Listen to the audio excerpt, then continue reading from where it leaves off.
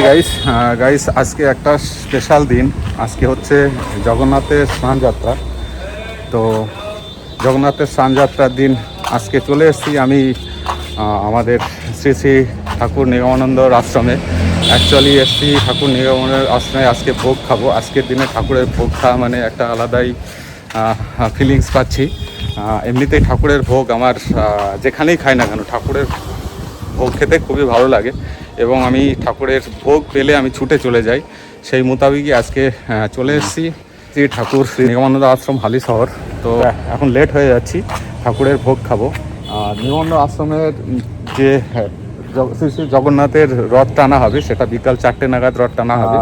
রথ সেজে টেজে রেডি হয়ে গেছে, তো আমি ভোগ খাবো। আমি রথ টানাটা আমি যদি থাকি তো দেখাবো। তো দেখুন আপনারা, এ হচ্ছে ঠাকুরের আশ্রমের পাদুকা স্থল। এখানে সব নিজের নিজের পাদুকা জমা করা হয়। আমি হেলমেটটা রেখে দিলাম আর পাদুকাটাও রেখে দিই, বাইরে রাখবো না। তো 53 নম্বরে রাখলাম পাদুকাটা। তো এই যে শ্রী শ্রী নিগমানন্দ আশ্রমের পরিসর এটা। তা এই যে রথ, কি সুন্দর রথ রেডি হয়ে আছে শ্রী শ্রী জগন্নাথের। তো এটা যখন টানা হবে রথটা তখন অবশ্যই ভিডিও করে আপনাদেরকে দেখাবো। তো একটা আলাদাই আজকে আনন্দের দিন, শ্রী শ্রী জগন্নাথের রথযাত্রা আজকে। তো রথযাত্রার দিন নিগমানন্দ আশ্রমে আসতে পেরে খুবই খুশি হলাম এবং বিশেষ করে যে ঠাকুরের ভোগ গ্রহণ করব। এই শ্রী শ্রী ঠাকুর নিগমানন্দ আশ্রম এটা হচ্ছে আপনার হালিশহরে। যেখানে টিকিট কাটা হয় সেখানে আমি জিজ্ঞাসা করে দেখি কি পরিস্থিতি। আমি তো নাম লিখিয়ে গিয়েছিলাম। পাতা গ্লাস চলে এসছে।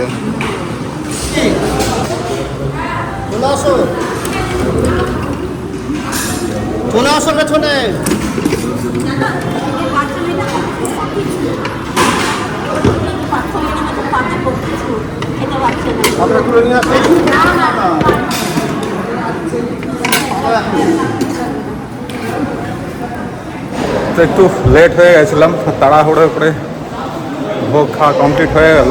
দেখুন সব খালি হয়ে গেছে। এখন বেশি সময় লাগে না ভোগ খেতে। ঠাকুরের ভোগ খাওয়া মানে একটা আলাদাই স্বাদ। ঠাকুরের ভোগ খাওয়ার একটা আলাদা ইমেজ থাকে। এখন যাব আপনাদেরকে গুরুদেবের স্থানটা দেখাবো। তো ভোগ তো খাওয়া হলো, তো গুরুদেবের স্থানটা দেখে নিন। দেখি গুরুদেবের স্থানটা এখন বন্ধ আছে, যেহেতু এখন দুপুরের টাইম। তো আমরা যেমন রেস্ট করি, তো গুরুদেবও সেরকম রেস্ট করছে। হয়তো 4টে সাড়ে 4টের দিকে খুলবে, তখন দেখাবো। তো গুরুদেবের স্থানের দেখুন ভক্তগণ সবাই বসে আছে।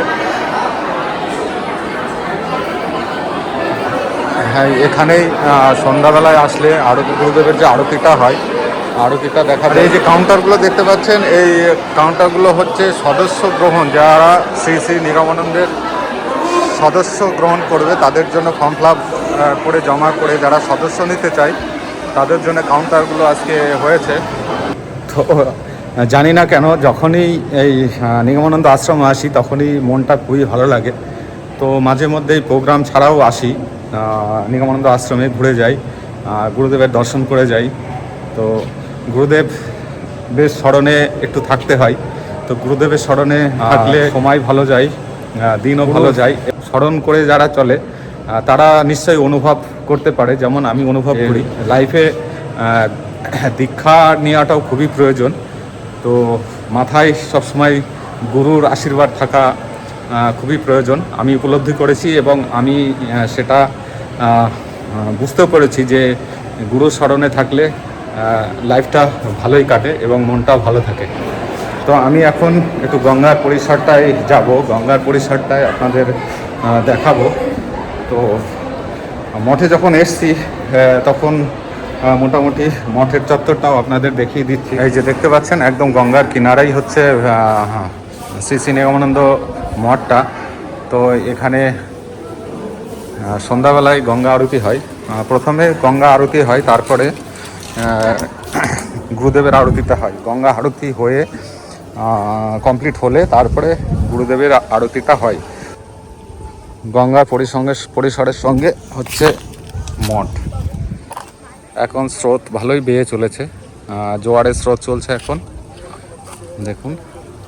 আর এই যে মঠ একদম গঙ্গার সাথে, এটা মঠের হচ্ছে পিছনটা, আর ওই পাড়টায় দেখুন হুগলি, আর এই পাড়টা 24 পরগনা।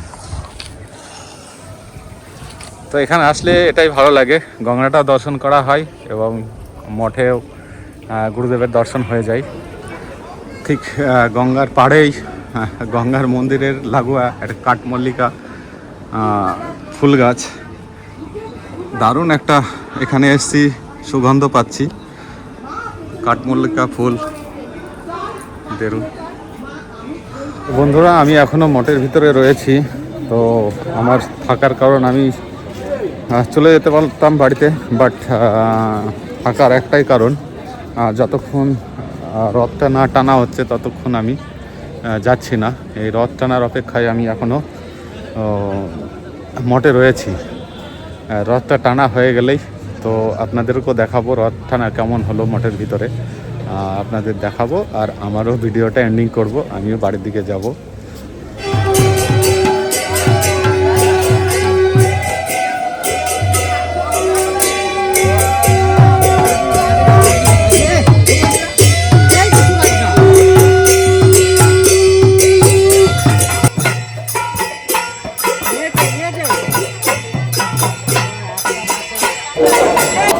শ্রী শ্রী জগন্নাথের রথের প্রায় কমপ্লিটের দিকে, আস্তে আস্তে মানুষের ঢল দেখতে পাচ্ছেন প্রচুর বেড়ে চলেছে। কিছু সময়ের অপেক্ষা, রথ কিছুক্ষণের মধ্যেই টানা হবে, যেটা আপনাদেরকে আমি তুলে ধরবো, আপনাদের দেখাবো, আপনারা দেখতে থাকবেন। দেখুন আস্তে আস্তে ভালোই ভিড় জমে গেল এখানে, একটা মানুষের ভিতরে উৎসাহ, আজকে যেহেতু বিশেষ দিন।